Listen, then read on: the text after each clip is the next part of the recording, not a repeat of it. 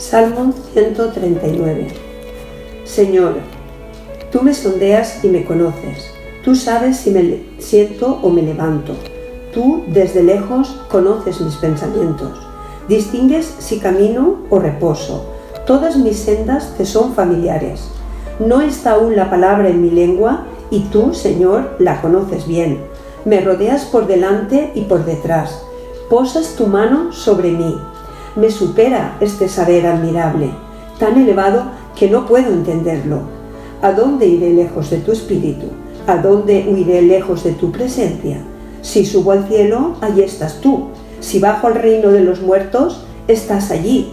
Si me elevo en alas de la aurora y me instalo en el confín del mar, también allí me guía tu mano. Tu diestra me controla. Si digo que me cubra la tiniebla, que la luz se haga noche en torno a mí. Tampoco para ti es oscura la tiniebla. La noche es luminosa como el día, pues como la luz, así es para ti la oscuridad. Tú creaste mis entrañas, en el seno de mi madre me tejiste. Te alabo, pues me asombran tus portentos. Son tus obras prodigiosas, lo sé bien. Tú nada desconocías de mí, que fui creado en lo oculto, tejido en los abismos de la tierra. Veían tus ojos cómo me formaba. En tu libro estaba todo escrito. Estaban ya trazados mis días, cuando aún no existía ni uno de ellos. Qué profundos me son tus pensamientos. Dios mío, qué numerosos todos juntos. Los contaría, pero son más que la arena. Yo me despierto y tú sigues conmigo. Dios mío, ojalá abatieras al malvado, que los sanguinarios se alejen de mí, esos enemigos que te injurian, que juran en falso contra ti. Señor, ¿no voy a odiar a quienes te odian? ¿No voy a aborrecer a tus enemigos? Yo los odio intensamente. Ellos son mis adversarios. Sondéame, oh Dios, conoce mi corazón, pruébame, penetra mis pensamientos. Mira si me conduzco mal y guíame por el camino eterno.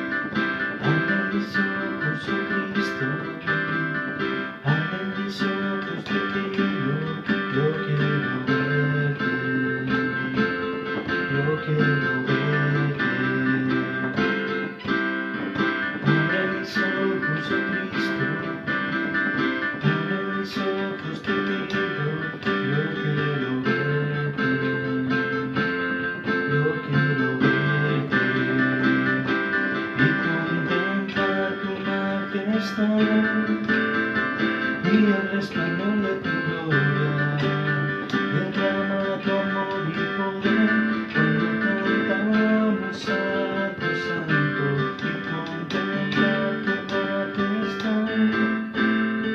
Y el resplandor de tu gloria, derrama tu amor y poder cuando cantamos Santo, Santo. Santo, Santo, Santo, Santo, Santo, Santo, Santo, Santo, Santo, yo quiero verte.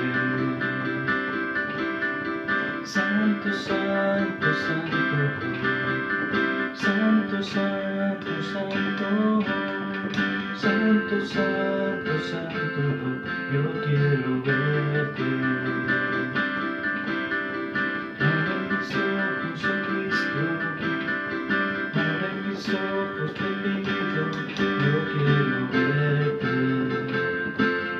Yo quiero verte, abre mis ojos.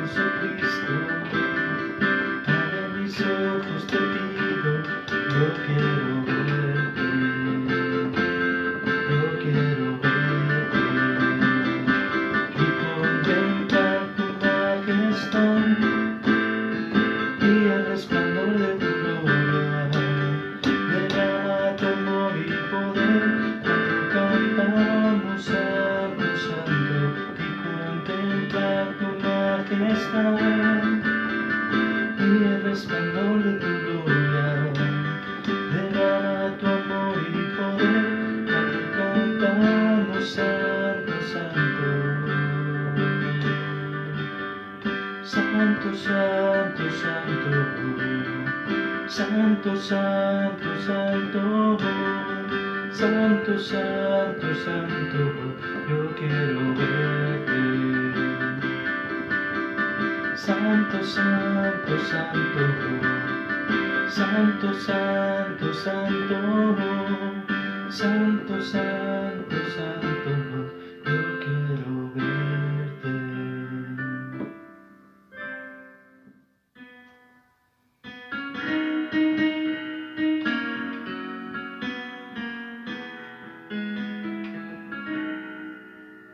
Tu amor por mí es más dulce que la miel y tu misericordia es nueva cada día. Tu amor por mí es más dulce que la miel y tu misericordia es nueva cada día. Es por eso que te alabo, es por eso que te sirvo, es por eso que te doy todo mi amor. Es por eso que te alabo, es por eso que te sirvo, es por eso que te doy todo mi amor. Tu amor por mí es más dulce que la miel y tu misericordia es nueva cada día. Tu amor por mí es más dulce que la miel y tu misericordia es nueva cada día. Es por eso que te alabo, es por eso que te sirvo, es por eso que te doy todo mi amor. Es por eso que te alabo, es por eso que te sirvo, es por eso que te doy todo mi amor.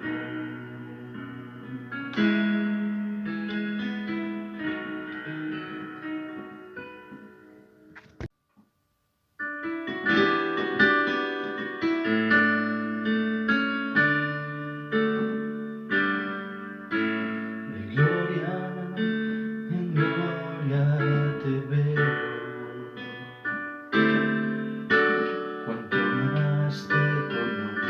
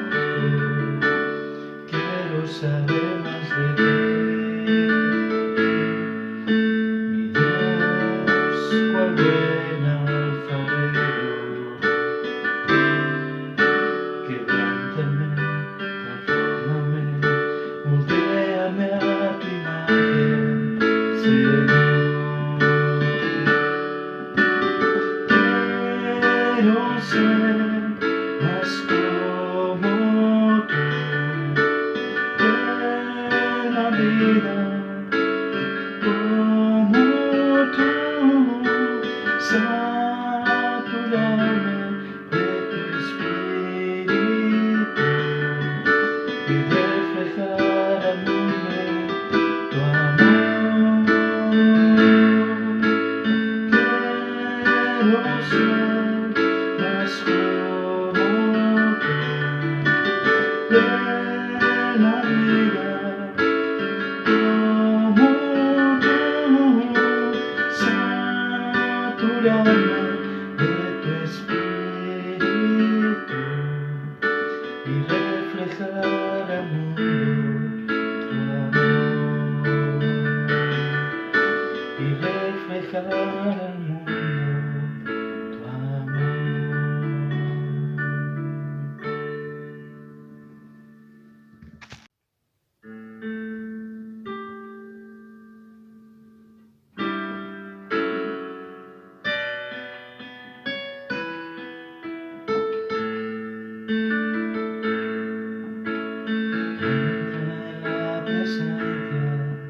El Señor con gratitud te adoraré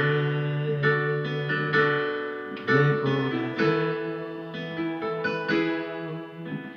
Entra en la presencia del Señor con gratitud y alza tu voz con júbilo. La gloria y honra y alabanza al Señor Cristo, nombre sin igual.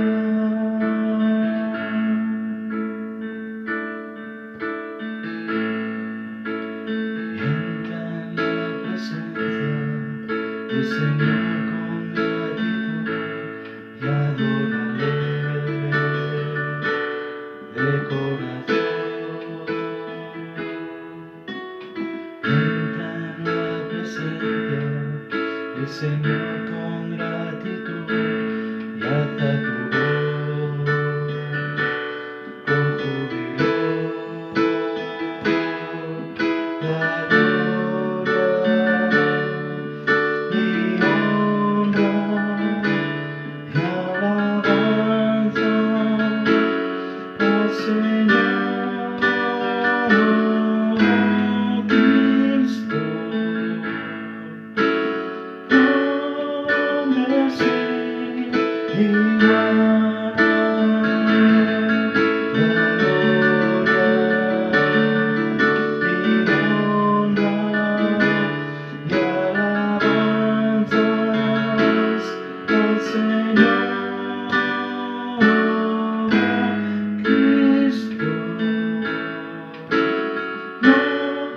nombre sin igual.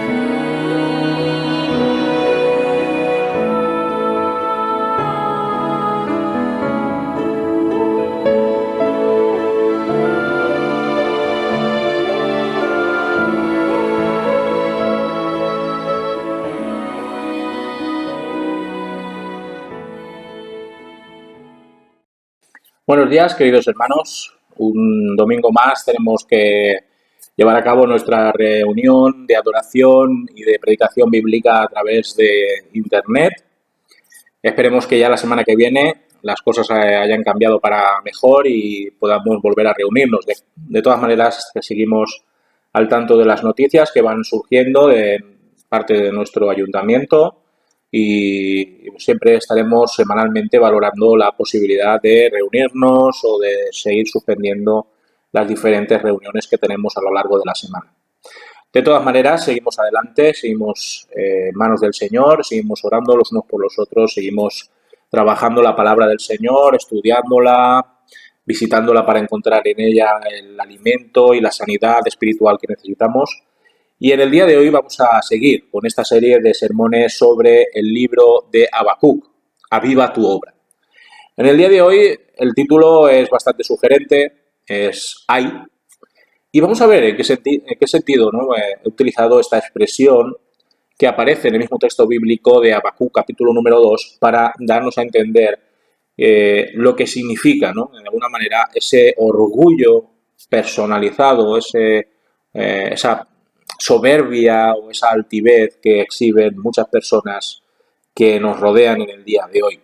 En el orgullo siempre, no sé si os ha pasado de manera personal a vosotros, pero el orgullo suele jugarnos malas pasadas. Ya cuando éramos unos chavales y jugábamos a fútbol o a cualquier otro deporte competitivo en un descampado del barrio, nos daba por dárnoslas de chulitos cuando ganábamos, burlándonos de los perdedores. Seguro que lo has hecho de alguna manera y en algún momento.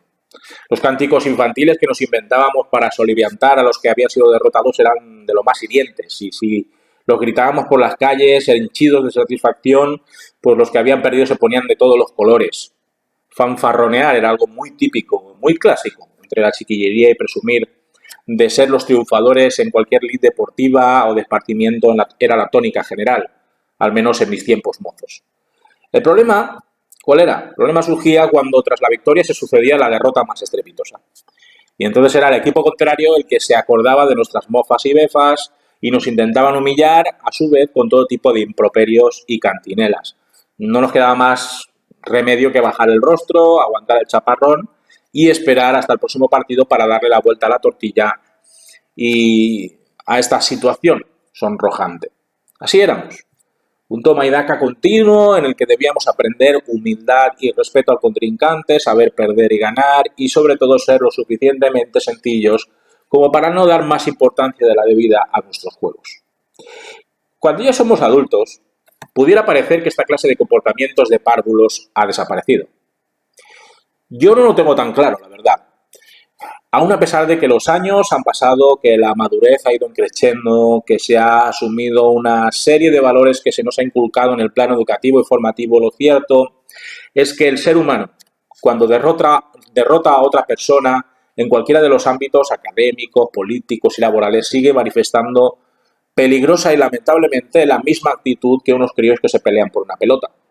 La cara que se le queda a uno cuando el triunfador de turno te restriega sus logros y sus éxitos, pues ya sabemos que es un poema. En lugar de encajar deportivamente el ascenso de un compañero, o pensando que el merecedor de esta honra era uno, pues nos ponemos de color grana, intentando reprimir unas cuantas verdades muy poco elaboradas y meditadas. En lugar de reconocer la posición a la que alguien llega, comenzamos a despotricar a diestro y siniestro en busca de alguien que te confirme lo que tú ya sabes, que tú eres el más capaz, que tú eres el más guapo, que tú eres el más diestro, el que debía haber sido aupado a la cima. El orgullo de alguna manera nos impide alegrarnos con los que están alegres y destruye un sano y correcto entendimiento de que ni Dios ni el universo confabulan contra tu persona. Qué mal nos caen los bravucones, ¿verdad? Qué patético resulta convertirse en un fantasmón que arrastra sus cadenas constantemente para demostrar que es lo más de lo más. Aborrecemos a aquellos que lo saben todo, que tienen solución para cualquier circunstancia de la vida, que nos arrebatan nuestra honra y nuestros aplausos empleando cualquier artimaña para hacer adelgazar nuestra contribución a un trabajo o empresa y hacer engordar su cuota de participación. Abominamos de aquellos que se creen la crème de la crème, la élite social y cultural, que no ocultan su querencia por las cámaras y las fotos, que minimizan a otros para autoensalzarse sin rubor ni escrúpulos. Envidiamos, de alguna manera también, tras bambalinas, lo que son o lo que han conseguido en el presente, su estilo de vida desahogado y su personalidad asertiva y segura. Nos revienta tener que soportar a personas que nos miran por encima del hombro, que nos reducen a la nada, que aprovechan cualquier oportunidad para expresarnos que es un inmenso favor el que nos hacen teniéndonos una cierta y desabrida consideración. La soberbia puede parecer apetecible en primera instancia, pero la historia no termina bien con aquellos que solamente creen en sí mismos y con aquellos que se burlan del resto del mundo. Recordemos que el profeta Habacuc está inmerso en una conversación de tú a tú con Dios. Lo recordaréis de la semana pasada. Recordaremos que Habacuc estaba hasta el gorro de la podredumbre social de Judá y que apelaba a la intervención de Dios para resolver la anarquía que se había instalado fundamentalmente en la capital, Jerusalén. Recordemos a su vez que Dios contesta a Habacuc a su manera. Sorprendiendo al profeta, el Señor vaticina que el instrumento de la corrección de su pueblo se llama Babilonia. Desconcertado, Habacuc vuelve a preguntar a Dios, discutiendo el modo en el que éste va a ejecutar su juicio sobre Judá. No acaba de entender que un imperio tan malvado, un imperio tan depravado, sea usado por Dios para disciplinar a su pueblo. Habacuc espera con avidez y agonía una contestación que le saque de dudas en relación a ese plan divino de amonestación nacional. En esta tensa espera, Habacuc se convierte en un centinela que aguarda el oráculo de Dios para advertir a sus compatriotas. Vayamos al texto, versículos del 1 al 3. En mi puesto de guardia estaré, sobre la fortaleza afirmaré el pie. Velaré para ver lo que se me dirá y qué he de responder tocante a mi queja. Jehová me respondió y dijo, escribe la visión, grábala en tablas para que pueda leerse de corrido. Aunque la visión tarde en cumplirse, se cumplirá a su tiempo, no fallará. Aunque tarde, espérala, porque sin duda vendrá, no tardará. Dios, cuando habla, no se contradice nunca. Es su naturaleza. Habacuc tal vez estaba esperando otra clase de respuesta a sus cuestionamientos sobre el modus operandi de Dios. Es algo que suele sucedernos a menudo a nosotros. Nos encantaría, ¿verdad?, escuchar alguna vez que Dios ha reculado y que nosotros teníamos razón. Es la naturaleza humana la que habla en esta ocasión. Habacuc, firme en la esperanza de hallar buenas razones de parte de Dios para respaldar el empleo de Babilonia para disciplinar a Judá, se erige en un vigilante que sube a las alturas de una fortaleza para observar el horizonte y la realidad con una privilegiada posición. Habacuc conoce su función, conoce a la perfección su misión, alertar y advertir a sus hermanos y hermanas de la justa ira de Dios y de las consecuencias que va a traer haberse rebelado contra la ley del Señor. Sin dormir ni pestañear, con los músculos en tensión mientras cuida de su voz para avisar a su pueblo, Habacuc no ceja en su empeño de que Dios dé cumplida respuesta a su queja. No sabemos cuánto tiempo tuvo que mantenerse a la espera, puesto que Dios solo habla a sus siervos cuando es necesario, en el instante oportuno. Al fin, Dios decide revelar a Habacuc todo cuanto ha de saber acerca de la nación que va a convertirse en el azote judicial de Judá. No obstante, el Señor ordena al profeta para que todo aquello que va a recibir de él sea puesto por escrito, de tal manera que todo cuanto se diga tenga su recorrido en la posteridad. Habacuc ha de cincelar en piedras con esmero y detalle todo cuanto ha de acontecer a Judá y a su futuro captor. Los designios de Dios no van a cumplirse inmediatamente, por lo que debe guardarse memoria escrita de las visiones para cuando todo lo revelado se cumpla plenamente. Dios sigue jugando con la impaciencia y con la ansiedad de Habacuc cuando le dice que el tiempo de la consumación de sus planes aún está lejano. No debe importar tanto la proximidad de las fechas en las que Dios juzgará a Judá, no, sino la veracidad y la fidelidad de la palabra expresada. No debe haber duda de que el Señor castigará a Judá en la historia y que un imperio como el babilonio será el utensilio que empleará para llevar a cabo sus propósitos. Todo es cuestión de tener paciencia. Todo es cuestión de observar con fe todo cuanto ha de acontecer en el futuro, dado que al final Dios simplemente quiere que su pueblo escogido se vuelva a Él en arrepentimiento y contrición. El Señor quiere quitar de la mente de su profeta la idea de que Dios va a destruir a Judá en connivencia con el pueblo caldeo. Los babilonios no son más que un instrumento, lo remacha una y otra vez el Señor, un instrumento pagano, perverso y altanero al que Dios no va a perdonar, ni por asomo, sus abusos y sus actitudes egocéntricas. Vayamos al texto, versículos del 4 al 8. Dice así: aquel cuya alma no es recta se enorgullece, mas el justo por su fe vivirá. Además, el que es dado al vino es traicionero, hombre orgulloso que no prosperará. Ensancha como el Seol su garganta y es insaciable como la muerte, aunque reúna para sí todas las naciones y acapare para sí todos los pueblos. ¿No entonarán todos estos contra él refranes y sarcasmos? Dirán: ay del que multiplicó lo que no era suyo. ¿Hasta cuándo seguirá acumulando prenda tras prenda? ¿No se levantarán de repente tus deudores y se despertarán los que te harán temblar? Tú serás como despojo para ellos. Por cuanto has despojado a muchas naciones, todos los otros pueblos te despojarán a ti, a causa de la sangre de los hombres y de las violencias hechas a la tierra, a las ciudades y a todos los que en ellas habitan. Dios no quiere que Habacuc se lleve a equívoco. Babilonia, tras haber formado parte de su plan para hacer entrar en razón a Judá, también será juzgada sumariamente. Dios no soporta la soberbia, Dios no soporta la vanagloria, y Babilonia en esta ocasión es el epítome de lo que significa el orgullo. Solo el alma que se entrega a la oscuridad del pecado es capaz de situarse por encima del resto del mundo, ninguneando a los demás. Su poderío bélico respaldaba ese talante desafiante y presuntuoso, y no dudaban en demostrar esta idea con cada batalla ganada y en cada ciudad rendida. Sin embargo, toda esta pretenciosidad es contrastada con aquello que agrada a Dios sobremanera, la humildad y la fe. El que cree en Dios no debe ni puede ser alguien engreído y petulante. Es alguien que acepta y se goza en la dependencia absoluta del Señor. Es alguien que hace de la voluntad divina su voluntad. Es alguien que se niega a sí misma y consagra todo su ser al servicio del Altísimo.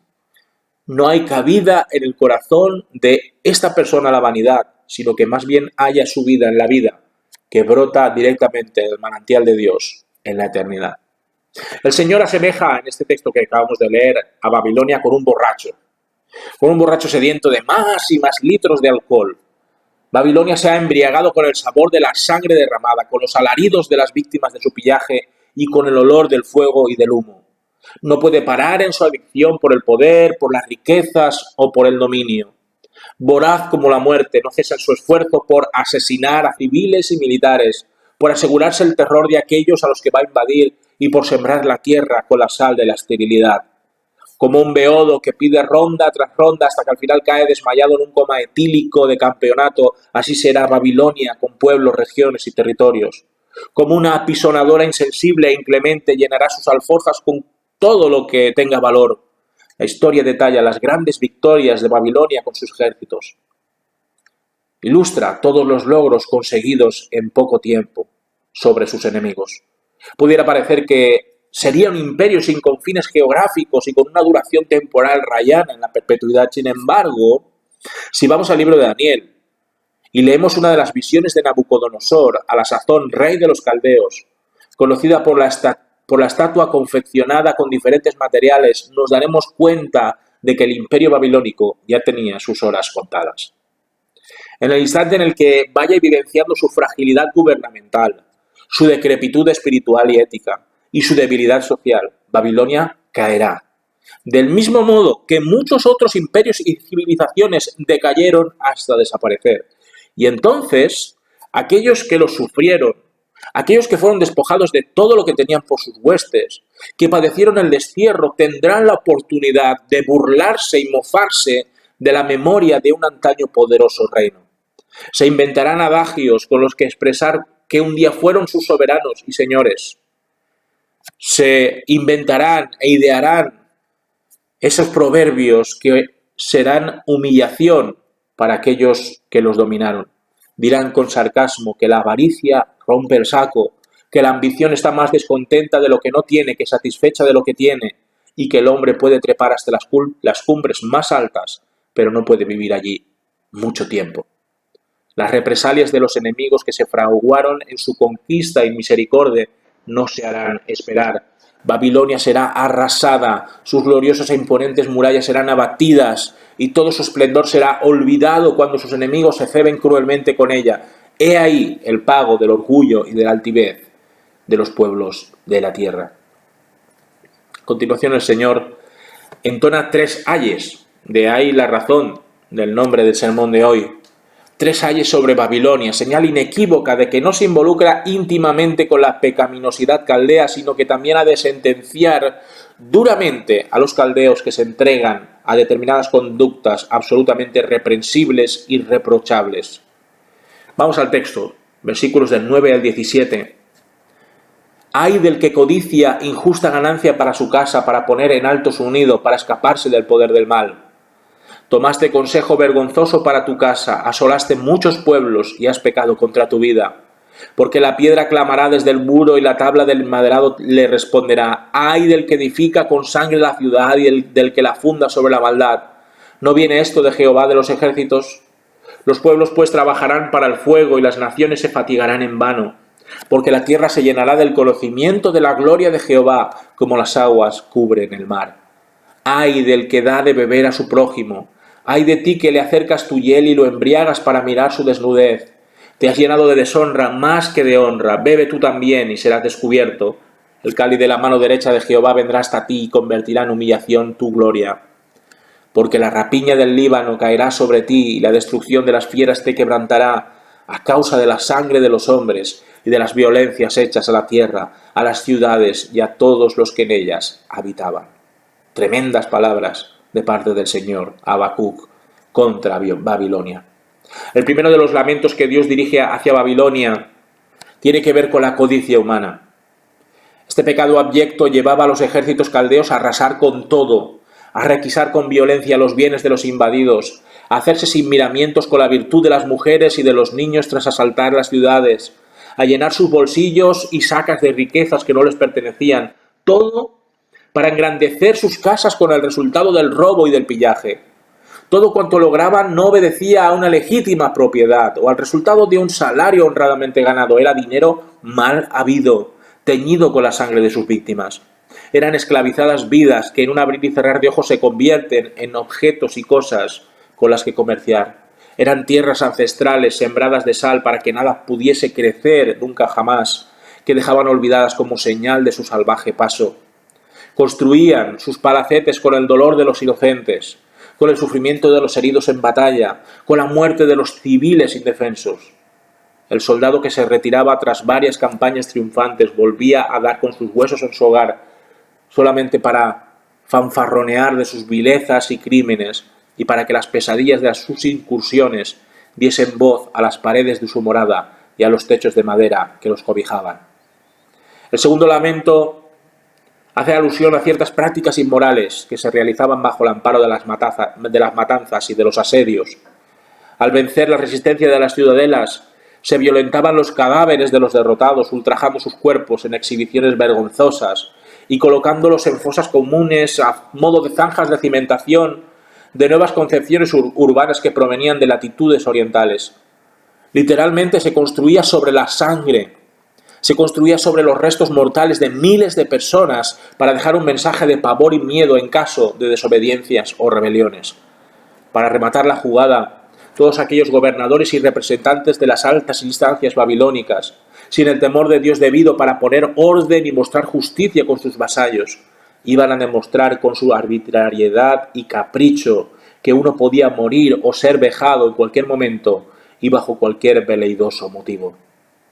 Dedicarían su producción a manufacturar armas en las herrerías con el objetivo de seguir pertrechándose para nuevas expediciones militares, pero será inútil.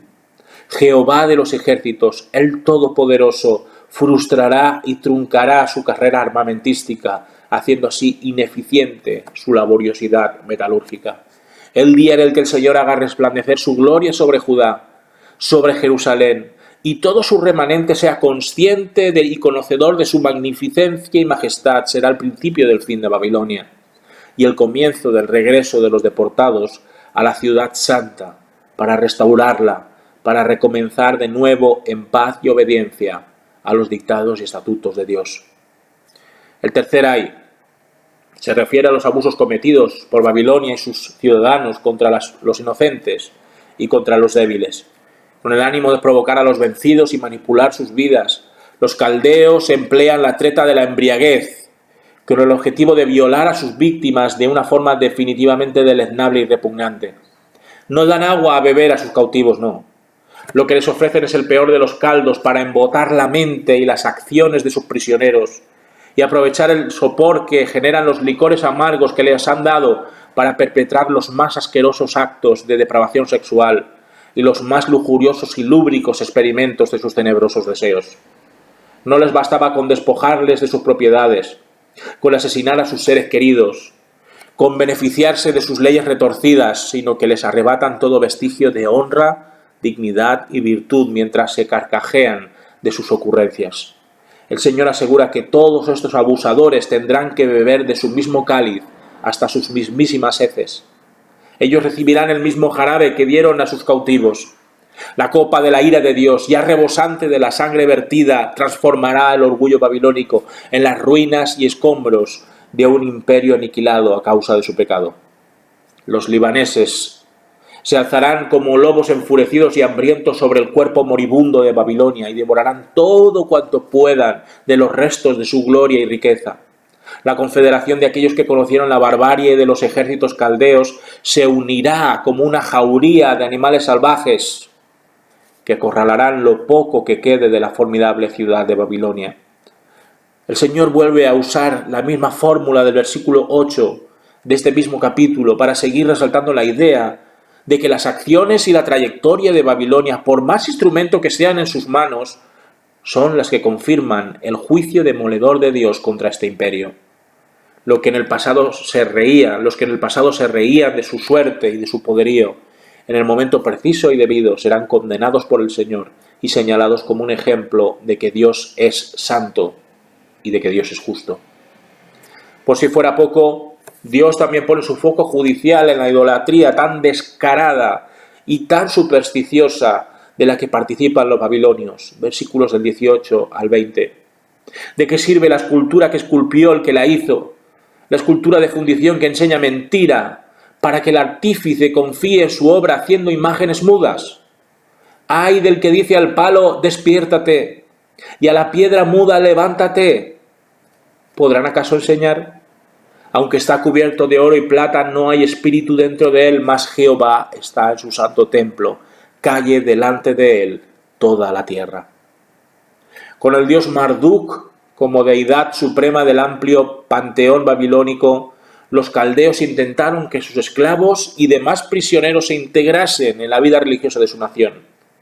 So pena de morir en algunos casos todos ellos, constatados en las peripecias de Daniel y sus compañeros durante el reinado de Nabucodonosor, el ciudadano babilonio debía postrarse, adorar y entregar ofrendas ante imponentes reproducciones escultóricas de los dioses, ante los que se sujetaban sin rechistar.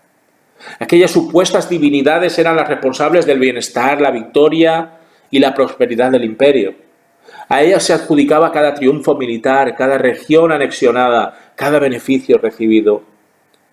Sin embargo, el Señor pone en cuestión, de forma reiterada y contundente, la futilidad de tales ídolos paganos. El pueblo caldeo, dirigido a la religión por los sacerdotes, esperaba de estos los oráculos y las previsiones que les respaldaran en su sed desenfrenada de conquista y rapiña.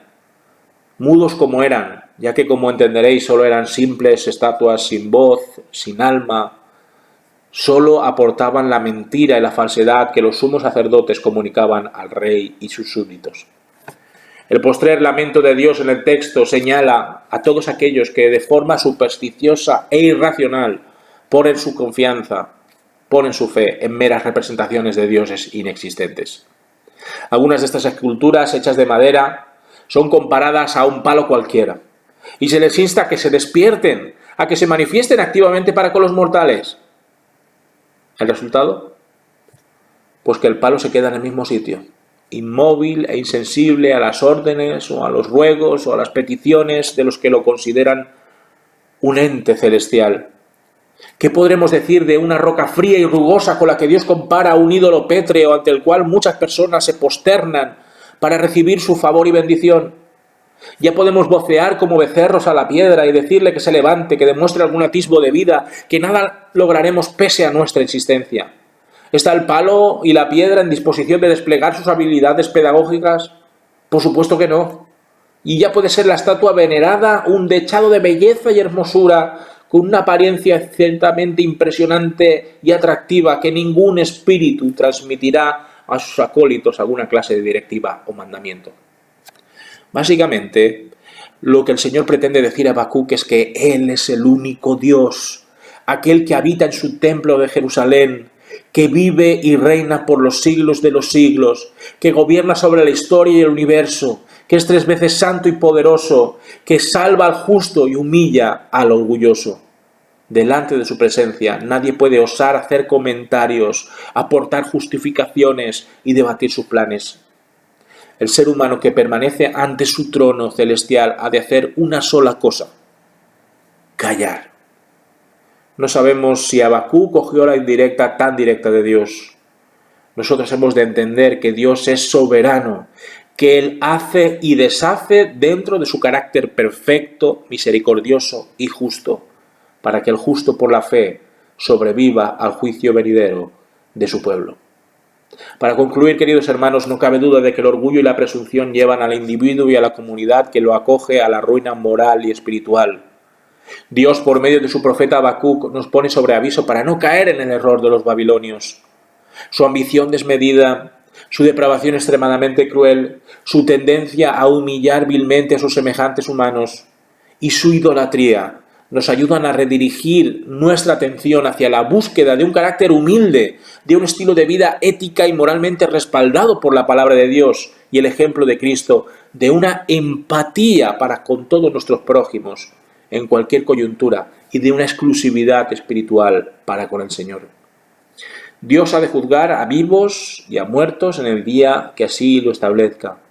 No dejemos, en ningún momento, que nos afecte la altanería de personas a las que conocemos, sino más bien esperemos en el Señor, aquel que determinará definitivamente el resultado final de los orgullosos y que dará vida a nuestra fe por toda la eternidad si nos humillamos bajo su mano soberana de amor y de justicia. Que el Señor nos bendiga y hasta el próximo día.